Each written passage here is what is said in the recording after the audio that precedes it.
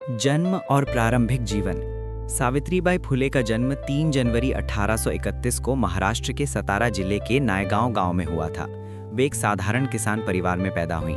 उस समय भारत में महिलाओं, विशेषकर दलित और पिछड़े वर्ग की महिलाओं की स्थिति बेहद दयनीय थी। लड़कियों की शिक्षा को पाप माना जाता था और समाज में उन्हें घर तक ही सीमित रखा जाता था। सावित्रीबाई का बचपन भी इसी सामाजिक वातावरण में बीता, जहां उन्हें शिक्षा का कोई अवसर नहीं मिला। विवाह और शिक्षा की शुरुआत। कम उम्र में ही उनका विवाह महान समाज सुधारक ज्योतिबा फुले से हुआ। ज्योतिबा फुले ने यह समझा कि समाज में बदलाव लाने के लिए सबसे पहले महिलाओं को शिक्षित करना जरूरी है। उन्होंने अपनी पत्नी सावित्रीबाई को पढ़ाना शुरू किया। ये एक ऐतिहासिक कदम था, क्योंकि उस समय पति का अपनी पत्नी को पढ़ाना समाज के खिलाफ माना जाता था। धीरे धीरे सावित्रीबाई ने पढ़ना लिखना सीखा और आगे चलकर शिक्षिका बनने का संकल्प लिया। भारत की पहली महिला शिक्षिका।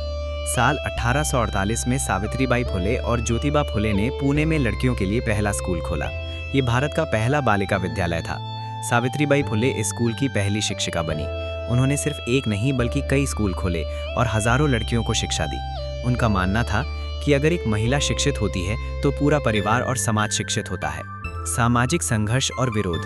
सावित्रीबाई का ये कार्य समाज के कट्टरपंथियों को पसंद नहीं आया।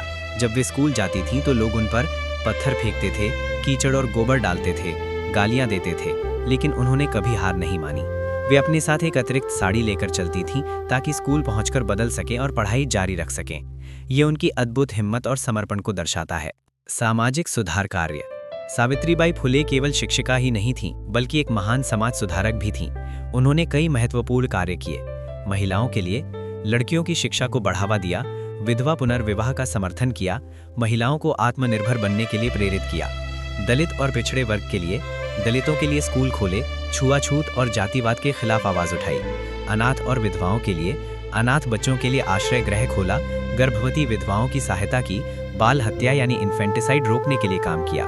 उन्होंने समाज के हर कमजोर वर्ग के लिए संघर्ष किया। साहित्य और कविताएं। सावित्रीबाई फुले एक अच्छी कवयित्री भी थीं। उनकी प्रमुख कृतियां हैं काव्य फुले, 52 काशी सुबोध रत्नाकर। उनकी कविताओं में शिक्षा, समानता और समाज सुधार का संदेश मिलता है। अंतिम समय और बलिदान।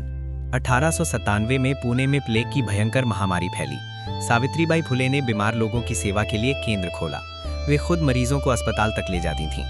एक दिन वे एक प्लेग पीड़ित बच्चे को उठाकर अस्पताल ले जा रही थीं। उसी दौरान वे खुद संक्रमित हो गईं। 10 मार्च 1897 को उनका निधन हो गया।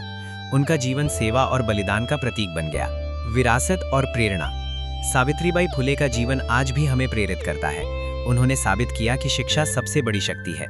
समाज की बुराइयों से लड़ना जरूरी है। महिलाओं को बराबरी का अधिकार मिलना चाहिए। आज भारत में जो भी महिलाएं पढ़ रही हैं, आगे बढ़ रही हैं, उसमें सावित्रीबाई फुले का बहुत बड़ा योगदान है।